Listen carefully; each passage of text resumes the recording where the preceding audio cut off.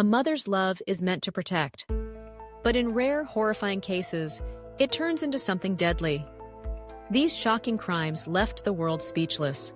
One of the most notorious cases is that of Andrea Yates.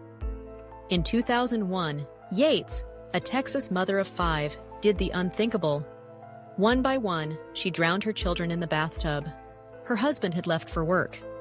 In less than an hour, it was over. She then called 911 and confessed. Andrea had struggled with severe postpartum depression and psychosis for years.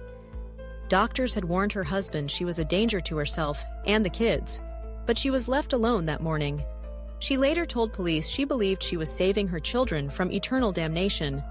In her mind, she was protecting them from a life of sin.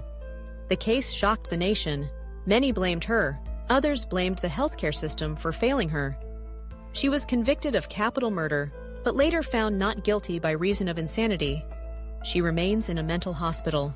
Another harrowing example is the case of Michelle Blair. In 2016, Michigan authorities were called to evict Blair from her apartment. What they found inside was horrifying.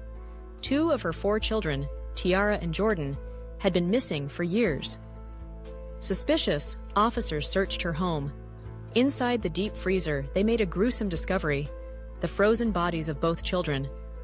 Blair showed no remorse. She calmly told police she had killed them because they misbehaved. She believed Tiara was involved in drugs and Jordan had disrespected her. The surviving children later revealed terrifying details. They had witnessed the abuse. They had seen their siblings suffer. But they were too afraid to speak out. In court, Blair showed no guilt. She said she hated her children and would do it again. The judge sentenced her to life in prison without parole. The case left people horrified. How did no one notice? How did these children suffer for so long without help? Then there is the case of Deanna Laney.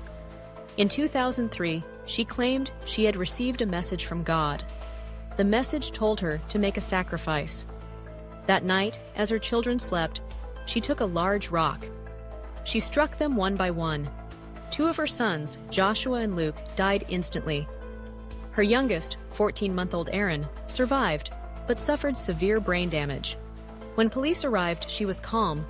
She truly believed she had done the right thing. She said God had told her to do it.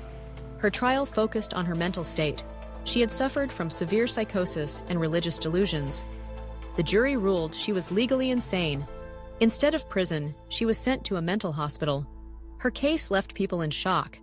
Could deep religious beliefs mix with psychosis to cause such horror? Was there any way this tragedy could have been prevented? These cases are disturbing. They force us to ask difficult questions. How do we protect children when a mother is struggling? Why do mental health warnings go ignored?